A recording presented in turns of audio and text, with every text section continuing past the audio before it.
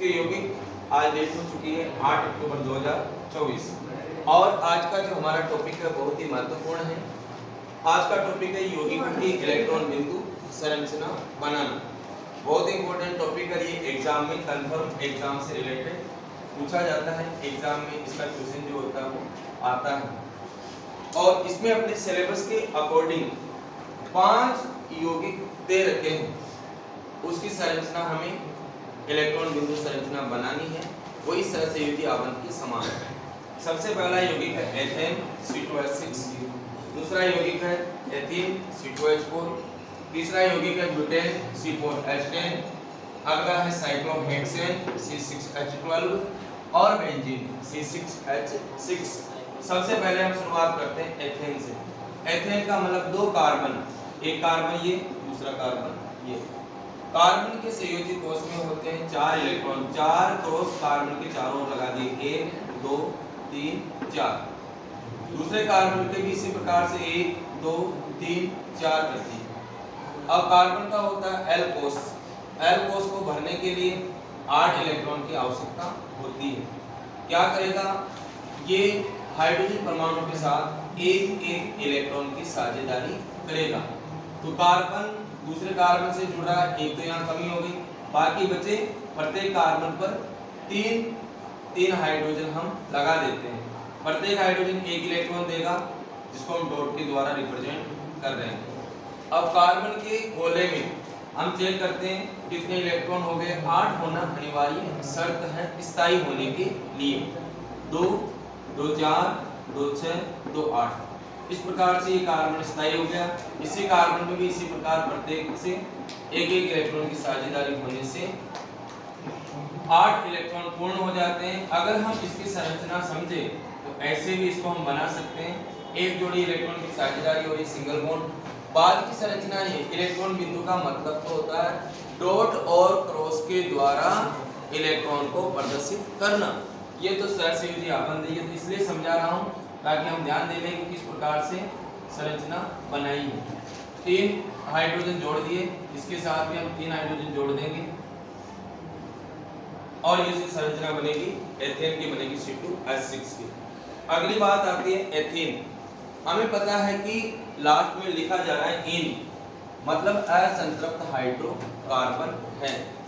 Carbon के just double hydrogen होते हैं, तो सामने हमें कार्बन और कार्बन के बीच में 2 इलेक्ट्रॉन लिखना होगा, तभी हम जाकर इसकी संरचना को संतुष्ट कर पाएंगे।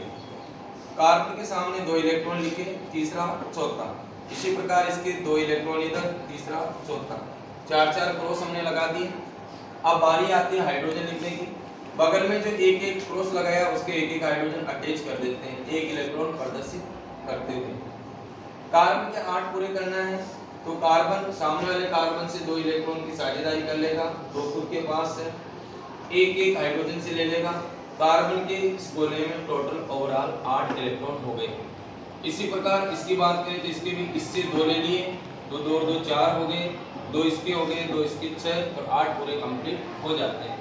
और जब दोनों कार्बन के मध्य 2 जोड़ी इलेक्ट्रॉन की साझेदारी हो रही है तो बंध का निर्माण हो जाएगा।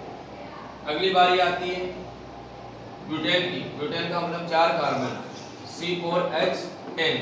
सेम वही स्थिति जो हमने एथेन में बनाई थी, उसी प्रकार से कार्बन बनाना है।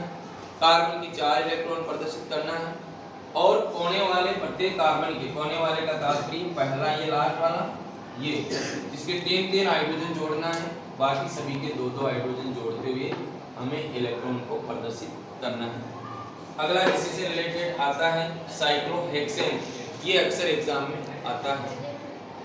साइक्लोहेक्सेन, साइक्लो का मतलब होता है वले वाले यौगिक, जिसमें क्या हो, पहला कार्बन और अंतिम कार्बन, पहला इसको मानते हैं, दूसरा, तीसरा, चौथा, पांचवा, छठा।